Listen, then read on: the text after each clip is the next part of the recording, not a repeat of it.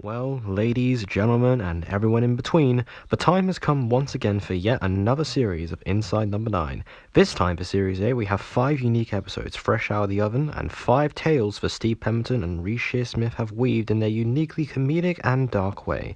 And seeing as how I did Series 7 last time and The Bones of St. Nicholas, we're going to go through every new episode as I express my thoughts on each one, because if there's one guy you can trust, it's a random person on the internet. So, without further ado, let's dive into Series 8 of Inside Number 9.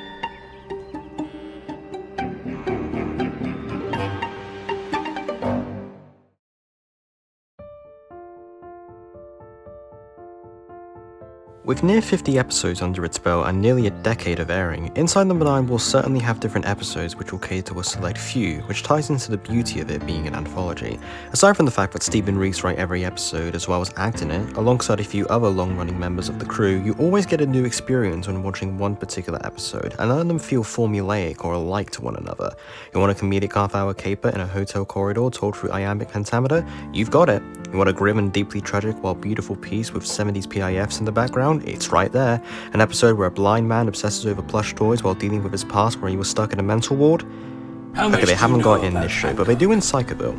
As proven, having a unique premise works in an episode's favour, but many other things such as direction, score, and especially acting help to make these episodes stand out from one another. So, let's examine what exactly Love is a Stranger does to differentiate itself from the others. In this episode, we are introduced to Vicky, ready to take on the exciting and strange world of video dating, going through match after match trying to find Mr. Right.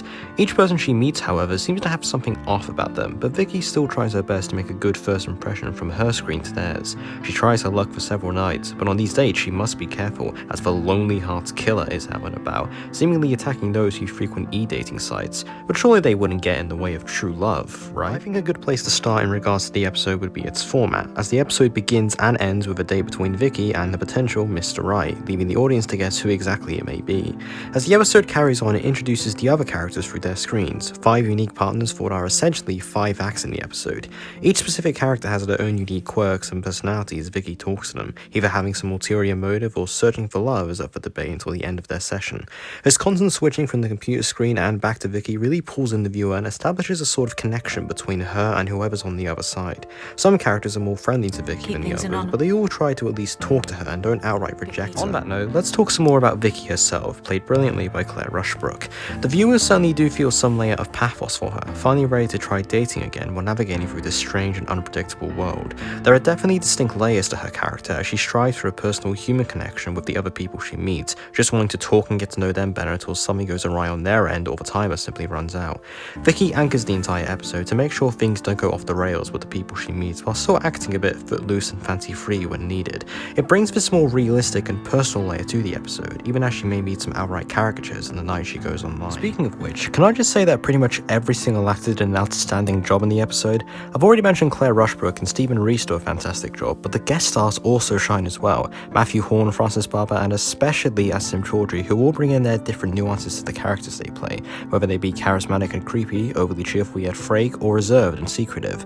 Not to mention Stephen Reece's roles as well, playing 2 uniquely different characters, with Norman being a more academic and shrewd man with mummy issues, kind of like another Norman, while Steve as Manny is a really cheerful presence, and you can definitely feel some sort of connection between him and Vicky. Even before the whole cheating thing is revealed with him, his charismatic personality is played up exceptionally by Steve. Oh, then she comes out of the toilet, starts unloading the dishwasher. No. I swear down. I said, you're not going to have a quick look just in case you got Cary Grant sat here? So she comes over, puts her glasses on and goes, Cary Grant? More like Russell Grant? Then she freaks off again. While Manny may have fumbled the ball a bit, Jai manages to do the same, but still manages to woo over Vicky, despite some awkwardness between the two of them. The scene where Vicky and Jai get to know each other is such a phenomenal scene for me, as Claire Rushbrook and Asim Chaudhry have a really close connection with each of their characters, and really bring in each of their insecurities while still encouraging each other, bringing a much needed natural human element to the episode. Jai himself is basically a more anxious and secretive Manny, but I really do love his character in this scene. Let my kids use my phone to watch Lazy Town on CBeebies, and the next thing you know, or at least I'm not a turd, As a side note, I really do have to applaud Christian Henson's work on the score for this episode, being a more subdued and personal fare to match the tone of the episode and the several potential partners that Vicky meets. I also have to give some praise for the set design of the episode and its direction, courtesy of Jesse Quinones. I hope I'm saying that right. There's this confined feeling to the whole piece which makes you feel like you may be trapped alongside Vicky, with only 4 walls, a roof and a computer, all the while a potential killer is on the rag, while also showing the layer of disconnect of online dating, as all you're really doing is staring and talking at a screen for 5 minutes. Not to mention the notable POV sequence where Vicky lets in a seemingly random stranger who may have something malicious in mind for her. Speaking of which, this entire sequence is ultimately what the episode is leading up to in its climax, as Vicky manages to finally find who could be her Mr. Right, turning out to be Jai all along. The two of them are having a little date as Jai is trying to woo over Vicky, and failing miserably while he's at it. There's a certain layer of dread that keeps on building up throughout this scene, seemingly being diffused as Vicky rejects Jai's advances taken straight out of an incel's dating manifesto. However, it slowly comes back up as Jai looks at a jar containing fingers, one matching the MO of the Lonely Hearts Killer, and surprise, it's Vicky all along! Well, I say surprise, but considering this show, you all probably came up with it 5 minutes before the episode even aired. Lonely Hearts Killer. I hate that name. I don't know why, but it seems like Series 8 now has a trend of, in my opinion, quite disappointing and subdued conclusions, which is really such a shame as the twist to me is second fiddle to anything else in an episode of Number 9. It definitely felt like the safe way to go, but it felt a bit unsatisfying. Plus there is also the fact that despite showing the fingers in a jar, one of which obviously would have belonged to Manny, considering he was married, there isn't really an explanation even for how Vicky would have killed Edgar or Norman, aside from a brief little tidbit on the radio.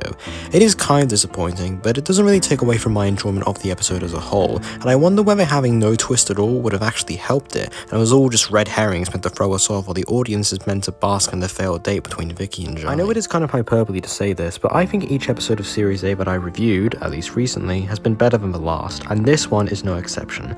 I don't want to jinx it and claim it as my favourite so far, as the next episode might just prove me wrong yet again, but I do think that Love is a Stranger is a really great episode of the show. Virtually everything in the episode comes together and blends into one another, making a memorable and captivating experience, as all the actors and crew bring in their best to make a human yet still captivating tale, if only ruined by an admittedly weak conclusion.